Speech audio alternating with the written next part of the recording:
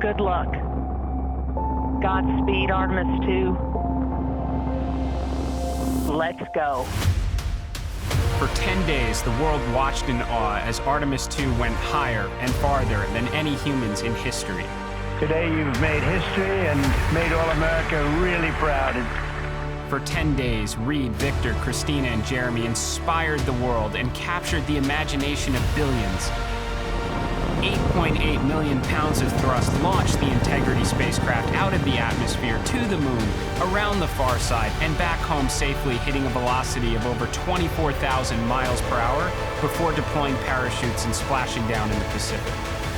And we're just getting started. Welcome to the Artemis generation.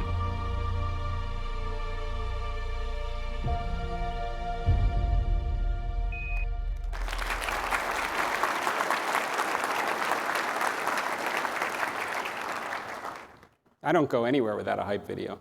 It's one of the advantages at NASA. We have a universe worth of content to work with. Well, good morning, everyone. Thank you for being here today, and thank you for all the work you're doing to help build the systems, the technology, the industrial capacity that we will depend upon as we collectively execute on our world-changing missions. I'd like to begin by acknowledging the leadership of President Trump. Took the decisive step of establishing the Artemis program during his first term. He reaffirmed America's commitment by signing his executive order on American space superiority, giving NASA a clear mandate and a focus to return to the moon, build a base to realize the scientific economic potential of being on the lunar surface, and achieve the other things to ensure the competitiveness of our space program. Now, we're off to a good start. Just a few weeks ago, the year of America's 250th anniversary, the Artemis 2 crew traveled farther into space than any humans in history. The world paused from the discourse to witness those four amazing astronauts journey around the moon and return home safely. Now, this was the opening act in America's return to the lunar surface, and we are already well on our way to what comes next. And we must, because the next time the world tunes in to watch astronauts fly around the moon, which will be likely in sometime in 2027, they will be technauts, and America will no longer be the exclusive power to send humans into the lunar environment. Now, I've stated many times, success and failure will be measured in months, not years, and we don't want to wait until it's too late to ask the question, what more could we have done? So after the last space race, an absent global competition, we spread goodwill and we took on lots of externally imposed and even self-inflicted distractions. We tried to please everyone, outsourced or outright lost core competencies, all at the expense of the breakthrough headlines that taxpayers have entrusted NASA with achieving. In this great power competition, that is no longer something that we can tolerate. So we will not sit back as our skills atrophy. We will not accept launching the most complex rocket system ever designed every 3 years, nor will we accept hardware that is obsolete by the time it's delivered, or dozens of nuclear power and propulsion programs that have never flown, nor programs that are too big to fail, but really too costly to truly succeed. Mismanagement, misunderstanding market realities, jumping to the dream state as projects cost more than they should and arriving later than expected means less flagship missions, means less science and discovery, less X-planes, less astronauts going into space, which means less inspiration for the next generation that we are counting on to grow up and carry the fire of exploration. As the world's most accomplished space agency with a playbook for achieving the near impossible, NASA is not waiting to take the extreme ownership necessary to meet this national imperative. We are taking an active role to drive outcomes, and we will not let a day go by on problems that can be solved today. And we expect the same from our industry and our international partners. Because at NASA, we never undertake these endeavors alone. We have put out the demand signal along with the schedule, and now we need the suppliers, the manufacturers, the innovators and builders in this room to urgently deliver. And I know it's not lost on everyone what is at stake if we come up short. And I want everyone to think about why the NASA logo is recognized around the world. Because where we go from here will have a direct impact on the hopes and dreams of our children. Team, we have no excuse. We have the policy, we have the resources, the will, and the support of the most technologically advanced industrial base in the world. And we have the same playbook that achieved what everyone thought was impossible on July 20th, 1969. So we will return to the moon, we will build that lasting presence, and we will fulfill the promise to the American people who invested in this grand return. We will go for all we may stand to learn the economic potential that might be unleashed and to master the skills necessary for where we will inevitably go next. What we accomplish in the years ahead will take the science fiction dreams that we were once promised and bring them to reality. Together, we have the opportunity to lead in the greatest adventure in the history of human civilization. And the best part is, the journey has only just begun. Thank you.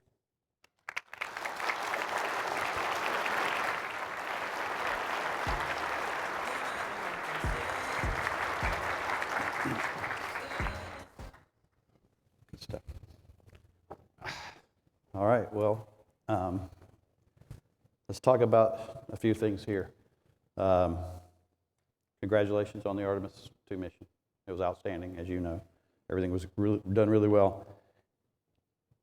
Your first big mission as the administrator, what insights do you have? And how do you think, as you've looked at that, any surprises to you in terms of the reaction and the way it's been taken by the entire world, honestly? Well, I'd say a couple things. First, the congratulations are due to the entire NASA workforce, all our contractors, our partners, our international contributors, Lockheed for sure. Ryan performed incredibly well. A long time making, right? I was just a lucky guy who showed up for some of the for that incredible moment. I will say we, of course, learned a lot. Probably first and foremost is you can't launch a vehicle that complicated on a every 3-year cadence, as I mentioned in my remarks. I mean, when we brought Artemis 2 out to 39B, we wound up realizing a lot of the same issues that we learned on Artemis 1, and that's just, you can't launch that vehicle every 3+ years. You need to get into some good muscle memory, as I've described it, and not relearn the same lessons. And you find that actually when you interact with a lot of the workforce too, and they're excited leading up to Artemis 2, and what are you going to do after this? And it's like, well, I'm here until the mission comes back, and then I'm moving on to something else, because who wants to wait 3 years to see that big rocket fly again? So I think some of the changes that we put in place even before Artemis 2 flew, which is let's rebuild some core competencies, let's rebuild some muscle memory, start launching this with greater frequency, try and standardize the vehicle where we can, not turn everyone into a work of art, because we need to get into a rhythm of launching moon rockets on a near annual cadence. People have asked, were you expecting the world to kind of pause and take notice? Absolutely. We went to the moon. Of course, I was expecting it. Now, I understand that we didn't necessarily have everyone's attention leading up to it. There are more than 3 television channels now relative to the 1960s. There's a lot going on in the world, but I had no doubt when those solids lit that people were going to stop and take notice, and they certainly did. So let's seize the momentum. We're already, as you're aware, we're looking at stacking in the next 2 months. We're aiming to get a kind of preliminary, if you will, partial wet dress done before the end of the year, and just continue to send a message to the workforce, to our partners, and really everyone around the world that's waiting for this mission to continue, that we are not slowing down. And then of course there's lots of things from software, procedures. There's certainly some, I would describe, more minor hardware updates relative to what we would have expected prior to the mission to roll into Artemis 3, and that's how this worked in the 1960s too. We don't just jump to the dream state. Each phase we learn a little bit more and roll it into the next. Yeah, to your point, I know on our side we got a toilet we got to fix, right? on that side. And I tell people that it's been so long since we've done something like this. Really, the shuttle was the last kind of 2-week mission mentality, and you're getting reports every day, you're hearing things. And folks that weren't used to that are on my team, but even folks that are in the public, were asking me, how's it going? It sounds like you're having all these troubles. And I said, no, we're actually not. If we're talking about the toilet, the mission's going great. Because I don't want to be talking about carbon dioxide and the things that keep them alive, right? So It makes everyone feel better at Lockheed. We all acknowledge it's a bonus capability. I think at least one is broken on the International Space Station right now, and it was, at least my 2 missions to space, it was, if you got it working 50% of the time, I'm doing okay. So. Yeah, but it makes it interesting and keeps people interested in that. So you kind of touched on this, but I think your ignition event, right? You have put your foot on the accelerator here in terms of what we need to go do. You and I have talked about this a couple times, that cadence is important. I mean, I think it's going to be exactly where we need to go. Can you talk a little bit about your vision? I mean, we're going to fly. We weren't planning on flying again until 28. Now we're in 27, and then you're going to have a couple shots on goal in 28 from that standpoint too. What was driving that for you? And frankly, how did you get the support from the administration that said this is what we're going to go do? Well, I think it all starts with President Trump signing a national space policy to allow us to start focusing our resources on the true needle-moving objectives, the type of programs that taxpayers across the nation fund NASA to achieve. Now, as I kind of referenced in my remarks, absent global competition, you do try and please everyone. Competition is such a good thing. It's a good thing in industry. It's great among nations. And as a result, what I believe is we did spread ourselves very thin, and the things that we did need to accomplish, we had to compromise on the approach that we took in decades past and jump right to the dream state. I mean, Artemis 1, November 2022, Artemis 2, April 1st, 2026, and then let's just wait a couple years and land on the moon. It's forgetting the whole Mercury Gemini thing and just saying, look, all we needed was Apollo 8 and 11. That would not have been a recipe for success in the 1960s. It won't be today, but could you afford to do anything else when you are focused on a lot of littles? So I think President Trump's national space policy of focusing us on the priorities, return to the moon, build the enduring presence, build the moon base, make investments in the next giant leap capabilities so we never fall behind. That's where your nuclear power and propulsion comes in, ignite the orbital economy, and still launch, extraordinary missions of science and discovery. It lets you go around to all the centers and say, what are we doing that bubbles up and directly contributes to those kind of outcomes? But it does free up resources to do the things like adding a mission in 2027 for Artemis 3. Now you've got your Apollo 9 there. I think it makes sense to test out Orion with the lunar landers in Earth orbit when you're hours away from the water instead of 4 days away from home. So it all starts with President's national space policy and then the plus-up resources that were made available in the Working Family Tax Cut Act. Now we can go concentrate on the needle-moving objectives, and get back into a rhythm, get back into the playbook that we used in the 1960s for success and deliver it again today. So talk about, you've talked about what you want to do on the moon, the lunar infrastructure, nuclear power and propulsion, the things that you're working on. How do you see that playing out as we go down this path, getting the cadence going?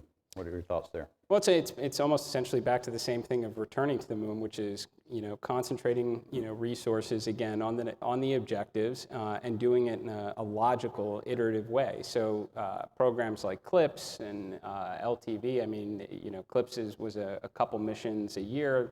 NASA largely hands off. Let's see how industry performs on this, and then you buy one. Exquisite lunar rover to last a decade, and now you're saying, okay, with this extreme focus on building a moon base, this, establishing this enduring presence, we can concentrate more resources to do it the right way. You don't need one rover on the moon, you're going to need a dozen rovers on the moon, and then you're going to need even more thereafter, and you don't need to jump necessarily to the, the AI-powered beast of a rover on the first go. We haven't been on the moon in a long time. Build lots of them. Send a great demand signal to industry. Let them learn in that environment that we haven't operated in a half century.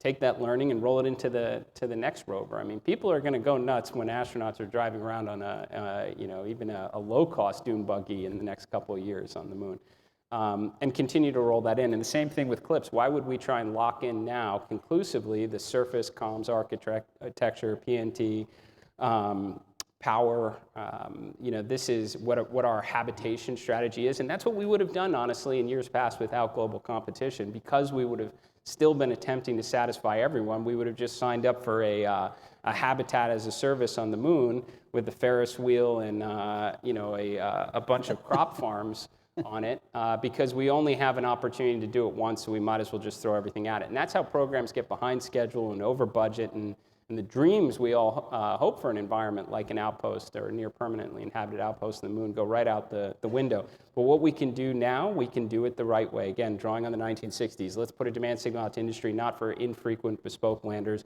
but dozens of them. Let's start trying to land near monthly in early 2027 and accept the fact that a lot of things can break. We don't need it to work indefinitely. We just need to know what does and doesn't work in that environment, and then roll that into phase 2.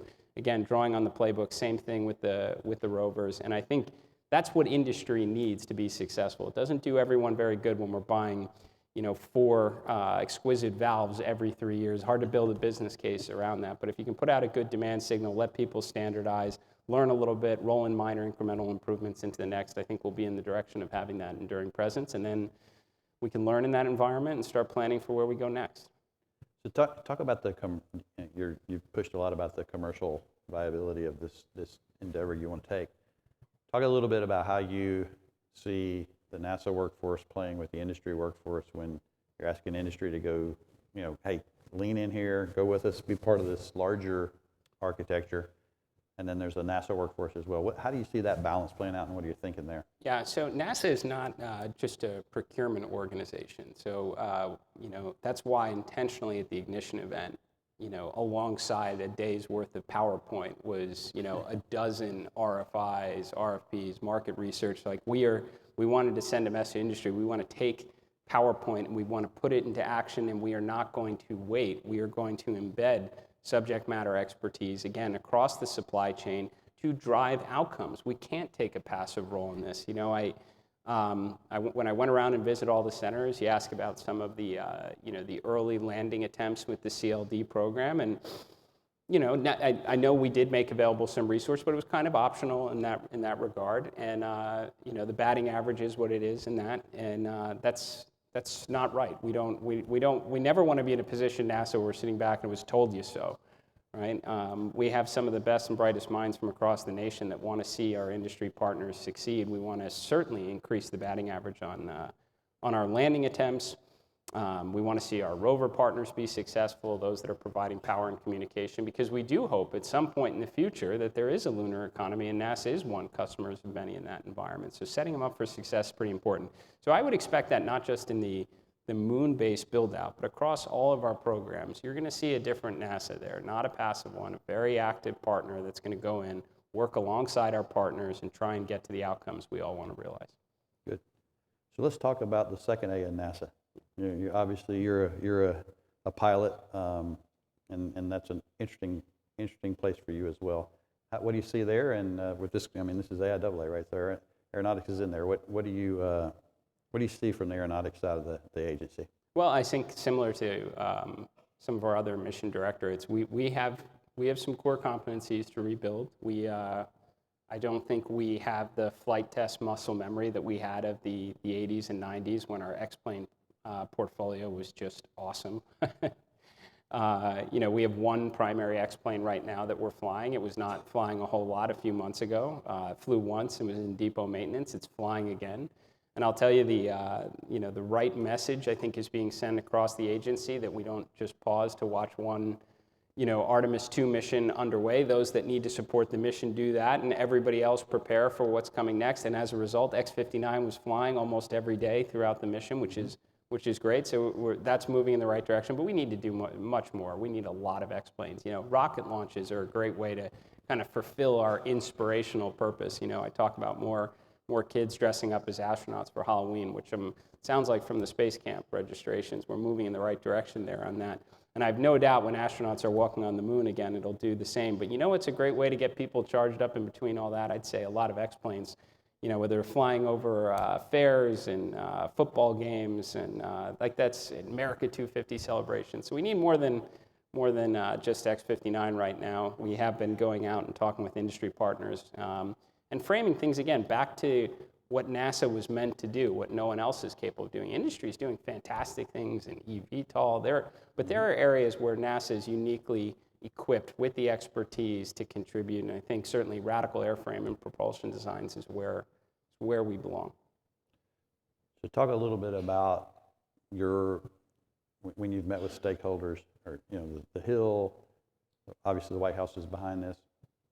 What about the Department of Defense, Department of War, and the Hill? How are they looking at you and NASA and how they can play in some of the bigger objectives they all have? Well, of course, I mean, our responsibility is, the peaceful exploration across the high ground of space. But that said, there should be, areas where we can be efficient with taxpayer resources. We are not arming up the Dragon spacecraft anytime soon. But all that said, if there are areas we can be smart across launch and communication observation where, the taxpayers benefit and we are not being wasteful in our approach, that's a win-win for everyone. And frankly, it goes back to the roots of our space agency. Let's not forget our first astronauts that went to space did so on ICBMs, not for threatening purposes, but because it was the most efficient and expeditious path for achieving our objectives. So I think that there's a lot of areas that for potential collaboration, recognizing we have two very different lanes, and frankly, incredibly grateful for the DOW's mission. As you pointed out in your remarks, this is the most contested this domain has been in history. This is not slowing down. We do have adversaries that are moving incredibly fast, and it would be utterly impossible for NASA to be able to go out and undertake our mission across this frontier without the Guardians looking out for us. But I'm sure there'll be a lot of ways for continued collaboration.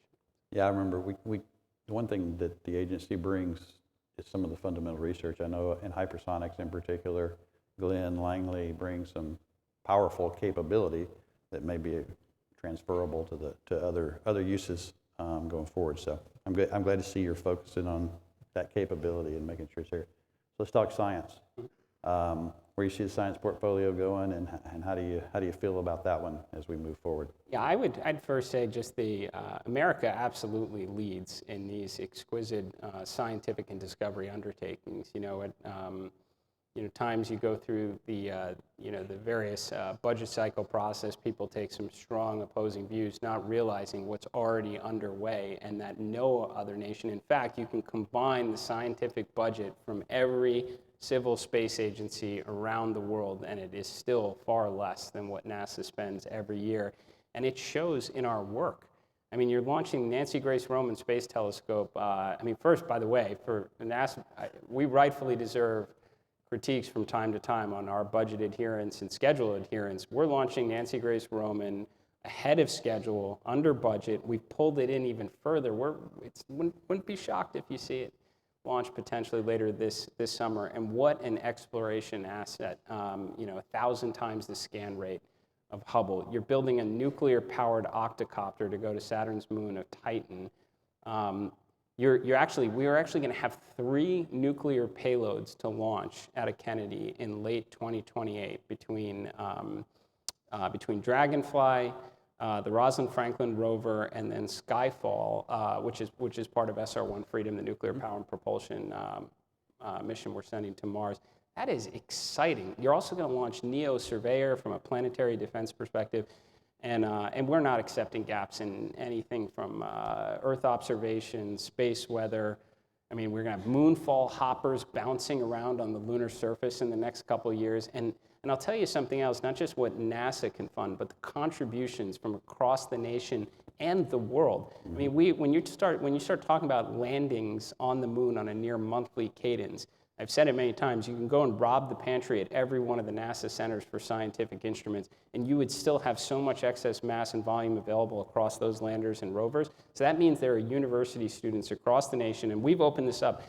More than half of the Artemis Accord partners came to the Ignition event and asked, how can we help? And what does that mean? Again, it means university students are working on hardware today that's going to be on the surface of the moon in the next couple of years, contributing to scientific breakthroughs. I mean, what a time.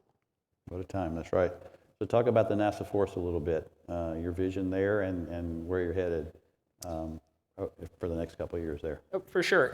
So people ask me what was I surprised about stepping this job. I'd say, well, look, I had a lot of time to prepare. So we're in a lot, too many things that really caught me off guard. But I was surprised at the kind of the workforce balance. You look at the civil servant headcount, it's approximately 14,500. We have well over 40,000 contractors across all of our sites. It's what I would say is a surprising ratio. It's not inexpensive. We are certainly paying a premium for that availability. In a lot of cases, it makes total sense. I mean, NASA is not in the business of being the best at cybersecurity, but that is an area that you can't compromise. IT systems, a lot with respect to some of our facilities, but there are certain areas you go around and you say, are we sure that this should be outsourced? When people tell me we can't launch a heavy rocket in less than 3 years, and I say, well, what did we do during the shuttle era? And we launched every 3 or 4 months. In fact, forget that. What about every one of NASA's designed vehicles going back to the beginning of our space program that averaged a launch cadence of every 3 or 4 months? Why is it such a problem now when I want to go from 3 years to 1 year? And you find out, well, our composition in our workforce is a little bit different these days than it was in years past. So there's areas, I think, building up the rocket, launching the rocket, mission control, some of the important engineering work, not the specialty stuff that you should be calling upon contractors or consultants to do, but what I would say is relatively normal course. We have to make sure we rebuild those core competencies to achieve our national space policy. And I'd say that workforce are responding really well to it. But then there's also new talent you have to bring in, and we have a fantastic internship pipeline program that brings young talent into the agency. I mean, thousands, almost 2,000 every year across our centers. But how do you grow that workforce? And we certainly have the talent within NASA already, but it is helpful to bring in rotations from industry, especially now that we are not the only game in town. So, thanks to our partnership with Scott Cooper and the Office of Personnel Management, we created NASA Force to allow folks from industry to come into NASA on term-based appointments, 1 year, 2 year terms. They have the opportunity to transition full-time if they'd like, or they can just serve their country for a period of time, make their contribution, grow the young talent, and go back into industry. And we allow rotations as well, where we can rotate in some of our civil servants in industry as well. So I think NASA Force is great. I think that's how we really bring in some of that knowledge from around industry, again, recognizing we're not the only game in town, and help ensure that the up-and-coming NASA engineers, leadership, or some of the future leadership are some of the most talented available in the nation. I think it's a great initiative. When I was there, that kind of thing got kind of crushed by the lawyers, honestly. I was always worried about OCI, conflict of interest, and we used to call them prisoner exchanges, right? You send somebody to industry and somebody into the agency so we could learn from each other, and it just made life a lot easier because you did learn from both sides. So I think it's good. We talked to the OPM folks about what they're doing, so see the ways we can help from that standpoint.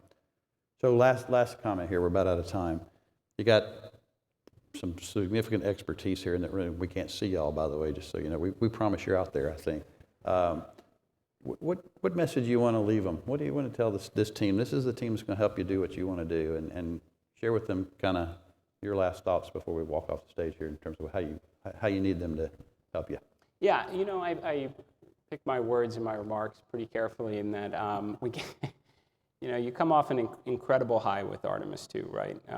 And again, just unbelievable astronauts and tens of thousands of people behind them that make a mission like that possible. I think, mission hadn't flown then, a year or two goes by, it wouldn't be those 4 astronauts. We'd be watching the Chinese technonauts. They're the next up in this whole thing. And I suspect some of the emotions the people will be a little bit different when that mission is underway than they had when Artemis II was flying. So again, understand that we have a rival at this point that is capable of achieving what the other rival was incapable of doing in decades past. This is a very different space race, right? If we care about American leadership and America's competitiveness in the high ground, we must do things differently. Like the status quo does not work, has not worked for decades. And again, good reason in past without a geopolitical rival, but it is a different environment now. And don't wait until you're watching them fly around the moon to again ask what more could we do? Now is the time to ask that question. And what I would say is any of the distractions, the side quests that don't directly align with the national space policy, return American astronauts to the surface of the moon, build the moon base, make the next giant leap investments, like this is no longer the time that we can afford those distractions. So we have to concentrate on the needle movers. We must move with urgency. And again, don't delay even a day for a problem that we can, solve today.